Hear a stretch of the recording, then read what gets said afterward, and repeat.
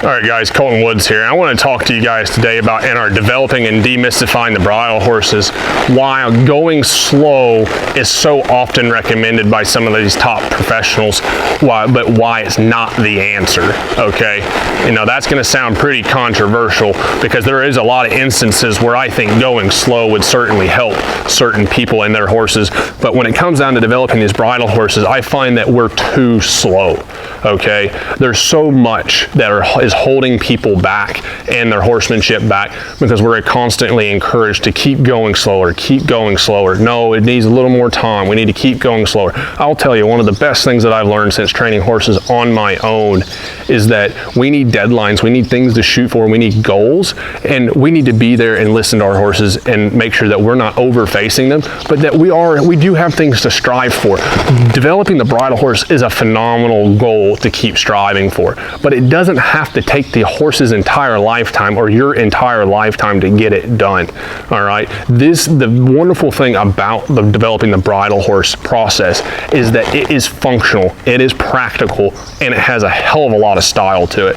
So I mean, it's a triple threat all the way around, but we're so often encouraged by some of the top people to just go slower, go slower, go slower. And I've even told people, the less you know, the slower you go, and I 100% agree to that. But on the flip side of that, you need to go faster at learning. You need to go faster at diving into your own education. You need to go faster at surrounding yourself with people that understand how to develop horses in this manner. And then you need to get to work. You need to get a little bit busier at doing that with your horses. There's so many people that are stuck in the snaffle bit stage, in the hackamore stage, which might as well be the same stage, right? Because a snaffle bit and a hackamore are both pieces that we start colts in, all right? So you're constantly playing at step one. The two rein is taking a horse that is very well broken the hackamore, putting a bridle in their mouth and letting them build confidence in that, and then over time transitioning them to what we would call a bridle horse, right? I agree, it takes time, but it will take less time if you go a little bit faster at investing in your own education and getting after that portion of your horsemanship. Invest in your own education so that you can speed this process up and help your horses keep moving along. Your horses will appreciate it, you know, and you're like, why would my horse appreciate me speeding the process up? Because you'll quit boring them to death. You'll quit nagging them on the same lateral flexion stuff that so many people make thousands and millions of dollars every year teaching how to teach their horses to get soft laterally flexed. That's great. You need to be able to do it, but there is more to this. There is haunches and shouldering. There is being able to ride in a pretty bridle, having a nice saddle that fits your horse, right?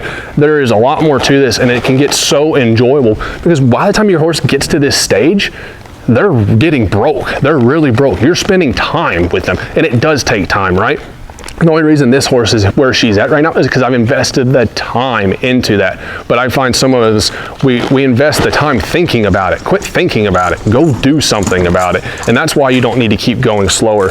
It doesn't take more time. It just takes faster action in the right departments. All right, guys, that's a little bit tidbit on developing the bridle horse and demystifying it. Hope you guys keep finding this series insightful. This is really fun for us to bring it to you, and very much excited to keep riding with you guys and helping you develop your own bridle horses.